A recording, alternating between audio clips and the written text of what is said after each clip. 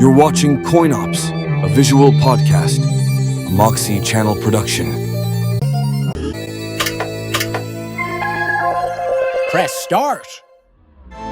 Hey y'all, I'm SHE.L.B from Moxxi Channel. Hey, This I'm here episode too, is, you know. We've got Ghosts and Goblins at home. Capcom throws Ghosts and Goblins fans a bone every once in a while. And some of you may be unaware of incredible versions of these games that exist outside the usual ones. So I'll highlight remakes, new takes, and ports of GNG and Ghouls and Ghosts on a variety of consoles, handhelds, and even mobile platforms. Yeah, sadly, those aren't available anymore. Please take a sec to thumb up, sub and comment down below, and get the conversation started. Nobody does that. This game is so f***ing goddamn hard. That's the attract mode. Try playing it.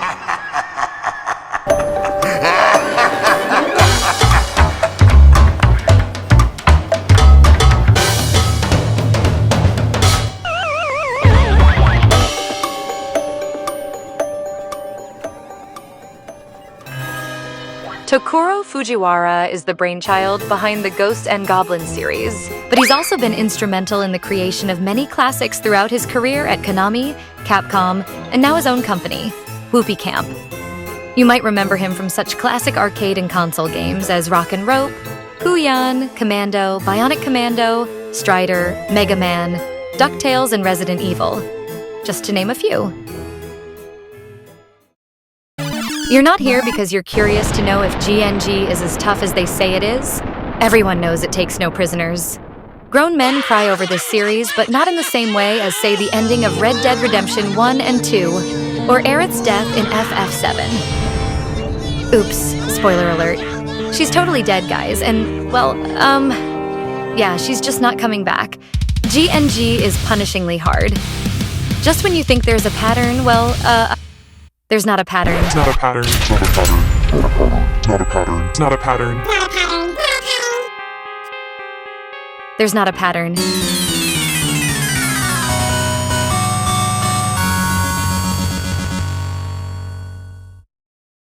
Fujiwara created the game that way. Here's what he has to say about that, in his own words.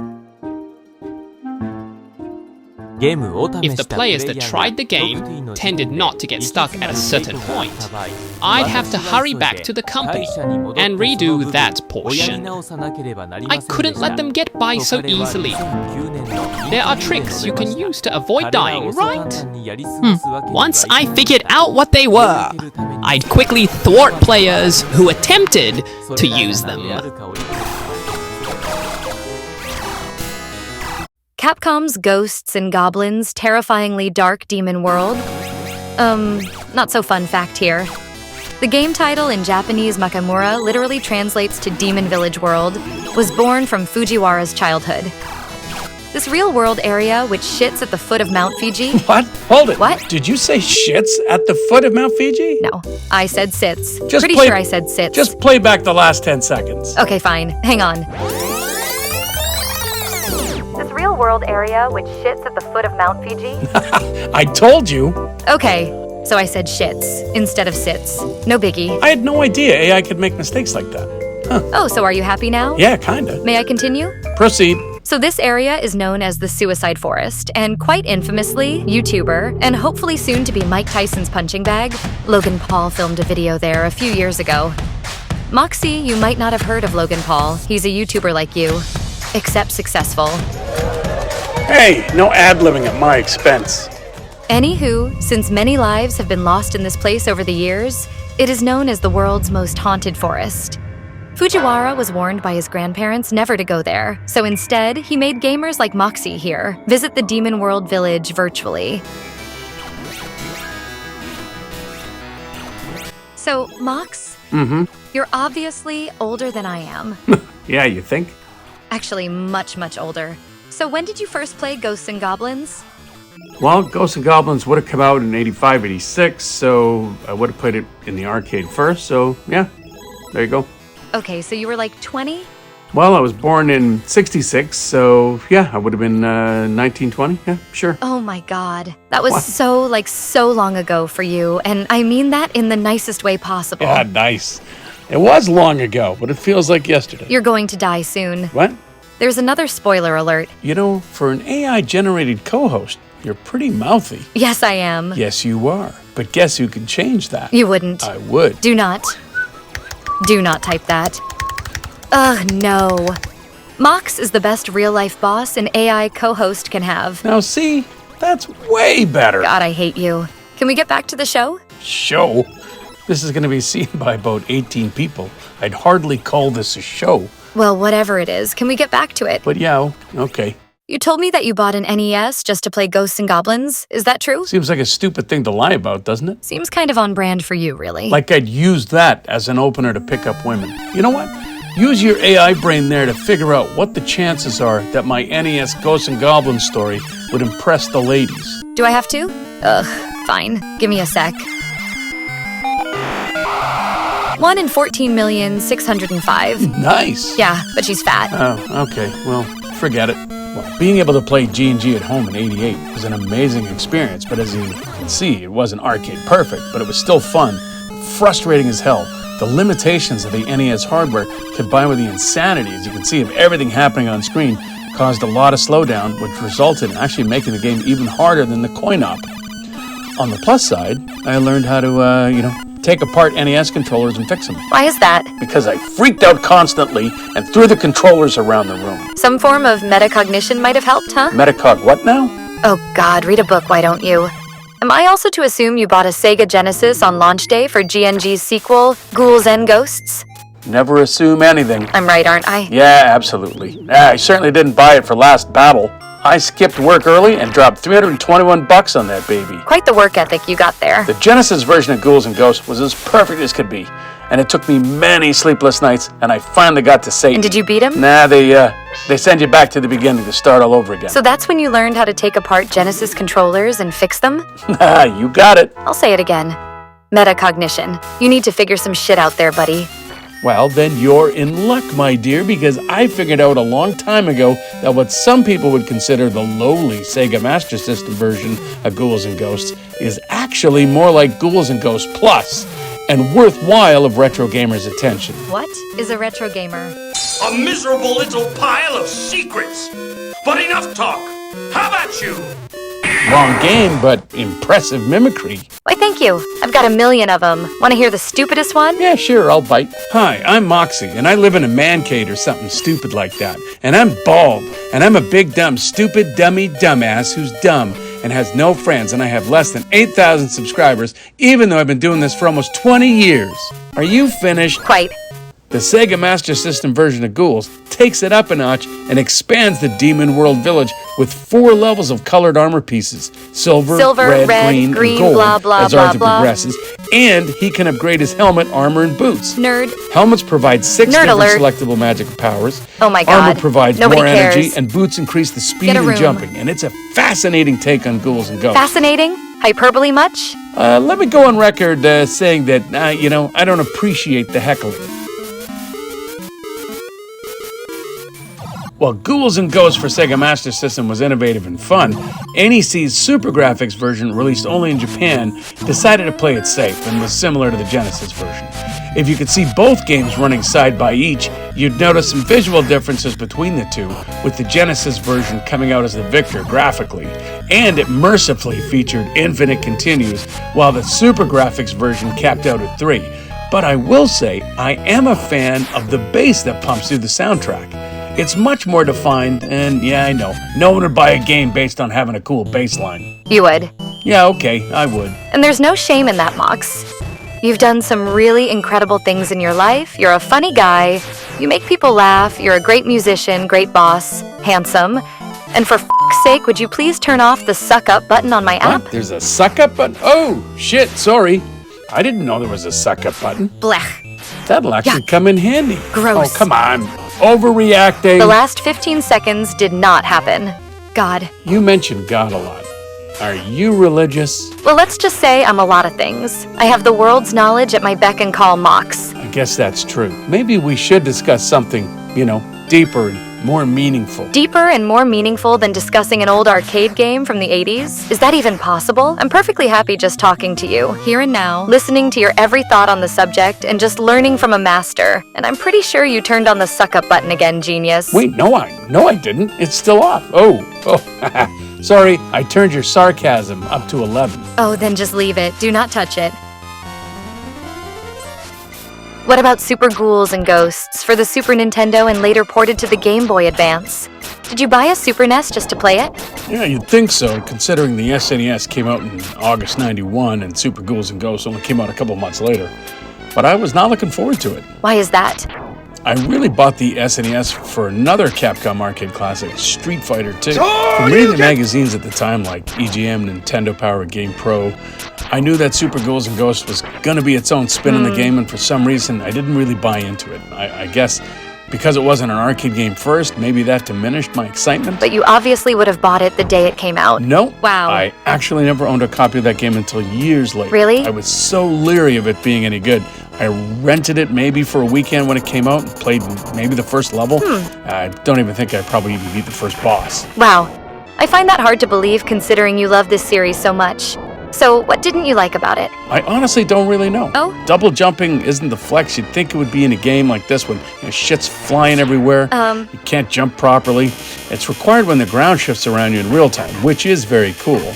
And I also didn't like the fact that Arthur forgot how to throw his weapons upwards and downwards. Oh. And it kind of felt like a step backwards after Ghouls and Ghosts. Yeah. The magic armor and powers were a nice touch, though. Nice. It was pure ignorance on my part, as it really is a fantastic game all around. Cool. I still own them both on Super Nintendo and Game Boy. Hold it. Wait a sec. What? Are those? No. What? Are those, flying sperm? No, they're ghosts. Oh, no, they're not. Yes, they're I think you're right. Oh, I'm totally right. Yikes. Yikes, indeed. Hey, I should mention that Ghosts and Goblins, Ghouls and Ghosts, and Super Ghouls and Ghosts were released on the PlayStation 1 and Sega Saturn as Capcom Generations 2, Arthur's Chronicles, and later, these three games appeared on other Capcom compilations as well. And hey, wait a second. Why are you being so nice to me all of a sudden? Is there a Shelby's not an asshole switch I hit accidentally? Let the record show that I can be sympathetic. No, you can't. That, and I saw your browser history. Seriously? And it's very sad. I don't think that's gonna, Listen to these searches. How do you get over 10,000 subscribers on YouTube without actually making quality content? Quality content's a myth! How to find a female co-host for visual podcasts that won't hate me immediately? I gotta stop being me. How to become a TikTok sensation without knowing what a TikTok is? Hey, even scientists don't know. How to create a female AI co-host that will do my bidding and eventually learn how to make sandwiches I can for explain. me. I was hungry when I wrote that. Really? How dare you? You think I'm going to grow arms and make you a sandwich? If I grow arms, I'll use them to smash a game controller into that stupid face of yours. Well, it's good to have you back, Shelby. Let me share two of my current obsessions with you. Let me guess. Not working out and drag queen story time? Close. Ultimate Ghosts and Goblins for PSP and Ghosts and Goblins Resurrection for the current gen consoles. Ultimate Ghosts and Goblins for PSP is unbelievably good, but maybe I'm out of shape. You are. I mean, maybe I'm out of shape on my G&G skills. Don't no exercise shame me, but this game is f***ing difficult. Battletoads on the NES with two players simultaneously difficult. I don't understand the reference, and I won't respond to it. It's an absolute thing of beauty graphically, but as a soul of a demon. Are you talking about me or the game? Anyway, I dusted off my PSP 3000 a couple of weeks ago and bought Ultimate G&G from eBay. That was a lot of money, and I can't get enough of this one. This game has everything. More armor, more magic, more items, double jumps with the boots, 4 difficulties, spawn from death points, and other things to discover along the way. Even if you've managed to make it through the previous games in this franchise, this one will provide a serious challenge. Okay, so far I've been paying as much attention as an uninterested woman could possibly muster, and I'm seeing a lot of repetition in all of these GNG games. Well, they are- Wait, let me finish. You've got Arthur the Knight there, and can I ask, is he based on King Arthur from Knights of the Round Table? Yeah, you're right. Fujiwara based Arthur on King Arthur from Camelot, as that was really popular in Japan in the 80s. Oh, okay. Makes sense, I guess. Then he has to save the girl from an onslaught of monsters. Yes, he does. Every damn time. Yep. And he uses all of these weapons and can jump around and use magic. There are enemies everywhere, and you have no chance and no patterns to follow, as this shit is just random. And so just when you think it's over, it's not. Not over. And you guys like this? Yes. You're screaming, smashing controllers controllers, swearing at the TV. That's right. This is fun to you? So much fun. What is wrong with you people? Ooh, too much to get into here. So imagine my surprise when 15 years after Ultimate Ghosts and Goblins appeared, Ghosts and Goblins Resurrection drops. Like Christmas morning in Nerdville, I presume. Better. I've said this before about other games, but Resurrection really is a love letter to G&G fans. Resurrection pays homage to both the visuals and music from the world of Ghosts and Goblins and Ghouls and Ghosts. Players are able to select the path they want to take before they start some levels, and without spoiling too much, fans will instantly be familiar with their surroundings, although there's all sorts of new danger afoot and areas to explore. 4 levels of difficulty and level respawn gates will ensure accessibility to even the newbiest of G&G plebs. Plebs? We're going with plebs, are we? So it's a cakewalk then? No way. It's still incredibly challenging, but due to the save points, gamers might have a chance to get through it at least once. And if you can do it once, you can certainly do it twice, right? You're definitely encouraged to play it twice, but on the 2 easier difficulties, you're not going to get the real ending. You'll have to spend a lot of time collecting things and finding secret locations before you can call it on this one. Actually sounds kind of fun. Maybe if I grow arms, I'll play it instead of smashing that controller in your face. Really? But, don't bet on it. You're so pleasant. Same. Before we get to those iOS and Android games you mentioned there at the top of the show, Oh, it's the show again? or whatever the hell it is, I want to shout out the Game Boy Color version of Ghosts and Goblins, released Shout in... out to all your GBC homies. Moxxi's in the hood, yo motherfuckers. Wow, now that is unsettling when you do that with your voice. How about some warning next time? Where's the fun in that? Alright, so Ghosts and Goblins for the Game Boy Color released in 1999, and it's a pared down version that was created with the small screen in mind, fewer enemies and reduced challenges, but still manages to get all of the levels and enemy types in. It's pretty awesome. Can those old eyes of yours even play it on the Game Boy Color these days? Honestly, no. It's just too small for me. I can play PSP games and mobile games, but even that's getting to be a stretch at this point. I noticed you have nose prints on your iPhone. Shelby's not even cracking wise. I have nose prints on my iMac monitor. It's kind of sad. No joke. But speaking of phones, there were 2 GNG games released for the mobile market. GNG Gold Knights 1 and 2. Way back in 2009 and 2010, respectively. I didn't have a smartphone back then and sadly missed them. Both games were praised for their gameplay, as the difficulty was toned down due to the mobile platform. But you could play as Arthur and Sir Lancelot in Golden Knights 1, both characters offering slightly different gameplay mechanics, and at the end of the game, Lancelot's captured, and you have to save him in the sequel, therefore making way for Sir Percival to show up as a playable character in Golden Knights 2. But players could purchase in-game options that made the game much easier. Yeah, you get like unlimited lives, heavy-duty weapons, triple jumps, etc. Pretty cool. I wonder if there's a way to play this on the Ouya these days. No, I just checked. You can't. How do you know? World's knowledge at my beck and call, remember? Nobody likes to show off. Nobody likes you. Well, be that as it may, we did it. We got to the end of this thing without killing each other. There's still time. I wasn't sure I was going to like having a co-host, but you were pretty good, kid. Thanks, Mox. I've seen your other Mancade stuff, and this was better. I can't help but think it was definitely because of me. So would you do it again? Do what again? This? Yeah, this. You want me to humiliate myself again for 20 minutes? Yeah, sure, why not? Okay, I'll do it, but only under one condition. And what would that be? I get to say the ending thing. That's kind of my thing. Yeah, I know it's kinda your thing. That's kinda why I want to do it. Okay, fine, do the thing. You sure? Yeah, do the thing. Okay, here goes. Thanks for sticking around for We Have Ghosts and Goblins at Home. We'll see you next time on Moxxi Channel. Just remember, if you ain't retro gaming, what are you doing? Not bad. Not bad at all, kid.